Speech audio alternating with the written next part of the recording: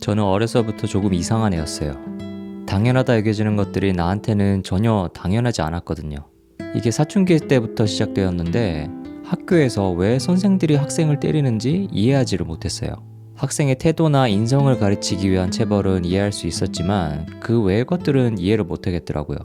한 친구는 숙제를 안 했다고 반 친구들이 보는 앞에서 뺨을 맞았고, 다른 어떤 친구는 시험 점수가 나쁘다고 몽둥이로 맞았고, 또 다른 애는 머리가 조금 길다고 체육 선생이 가위로 머리를 마구 잘라서 밤송이처럼 만들어버렸죠. 이건 제 얘기예요. 그때마다 늘 들었던 생각이, 남한테 피해주는 것도 아닌데 왜 저렇게 폭력을 가할까? 때리는 방식도 각양각색이었죠. 몽둥이로 때리는 선생, 손바닥으로 혹은 주먹으로 얼굴을 때리는 선생, 심지어 손으로 학생의 주요 부위를 움켜잡으면서 체벌을 가하는 선생도 있었어요. 지금이라면 형사 입건되고 뉴스에 나올 만한 미친 인간들이 많았죠.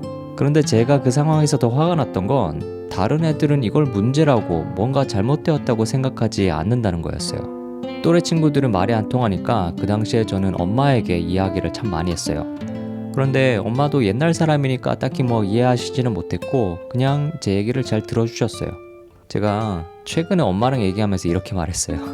엄마, 난 최소한 20년은 늦게 태어났어야 했어. 내가 중학생 때 그렇게 이상하다고 잘못됐다고 얘기했던 거 이제는 아무도 안 하잖아. 이제는 모두 그게 잘못이라는 걸 아니까. 제가 그 당시에 잘못되었다고 생각했던 건 단순히 체벌만이 아니었어요. 당시 중1이었던 제가 벌써 한국 교육 시스템에 대해서 엄청나게 비판을 하기 시작했거든요.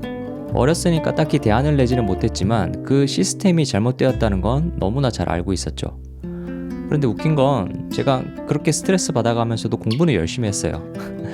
좋은 성적을 유지하고 싶은 자존심에, 그리고 딱히 다른 대안도 없었으니까.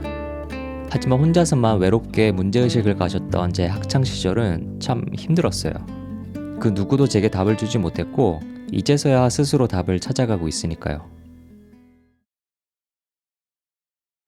예전에 제가 SNS 영상에서 언급한 미셸 푸코라는 철학자는 사람들이 당연하다고 생각하는 것들 뒤에 숨어있는 권력 구조를 멱살을 잡고 끄집어내서 만천하에 공개한 사람이에요.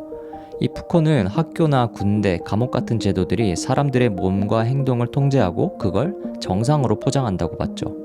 푸코에 의하면 숙제를 안 했다는 이유로 체벌을 받고 머리가 길다고 혼나고 성적이 낮다고 벌을 받는 구조는 단지 교육이라는 이름으로 정당화된 규율의 형태입니다.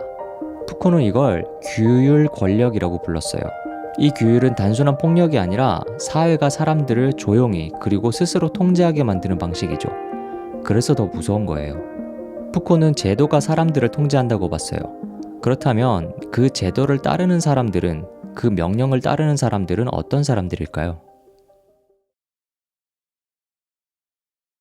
철학자 한 명을 더 볼게요. 한나 아렌트라는 철학자는 과거 나치 전범 아이히만이라는 사람의 재판을 보다가 크게 충격을 받았어요. 이 아이히만은 유대인 학살 작전에 깊이 관여한 나치 고위 관료였는데, 근데 이 사람이 전혀 사이코패스나 괴물처럼 보이지 않았던 거예요. 그는 그저 상사의 명령을 묵묵히 따랐던 성실한 공무원이었어요. 그리고 그 사람은 재판장에서 무표정하게 나는 시킨 대로 했을 뿐이다 라고 말했죠. 아렌트는 그에 져서 예루살렘의 아이히만에서 이렇게 결론을 내렸어요. 슬픈 진실은 대부분의 악이 선과 악을 의식적으로 선택하지 않은 평범한 사람들이 저지른다는 것이다. 저는 이 부분을 생각할수록 좀 분통이 터지는데, 약 20여 년 전에 제가 다니던 학교에서는 시험 점수가 나쁘다는 이유로, 머리가 조금 길다는 이유로 공개적으로 맞았는데, 더 기괴했던 건 그걸 당연하게 생각하고 있는 아이들이었죠. 불합리한 폭력이 일어나는 상황을 아무렇지도 않게 당연하게 받아들이는 모습들은 정말 위화감이 느껴질 정도였어요. 누군가는 맞는 친구를 보면서 웃고 있고 누군가는 내 일이 아니라고 그냥 무시해버리고, 그때마다 저는 이렇게 생각했어요. 아니, 이게 맞아? 이게 정상이야? 바로 그 모습이 한나 아렌트가 말했던 악의 평범성이라는 거예요. 악이라는 게 거창한 괴물이 아니라 생각 없이 자신의 역할만 수행하는 평범한 인간들 속에서 자라난다는 거죠. 제가 사람들을 싫어하게 된 게 이때부터였나 싶기도 하네요. 제가 겪었던 일련의 사건들, 그리고 히틀러의 명령을 따랐던 전범들까지 사람들이 자기 생각으로 판단하지 않으면 얼마나 시스템에 쉽게 휘말리는지를 보여주죠.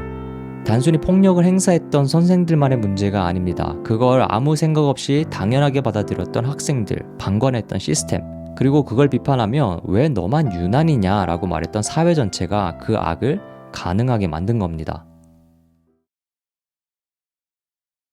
로마서 12장 2절에서는 이 시대의 풍조를 본받지 말고 마음을 새롭게 해서 하나님의 선하고 완전한 뜻을 분별하라고 말하고 있어요.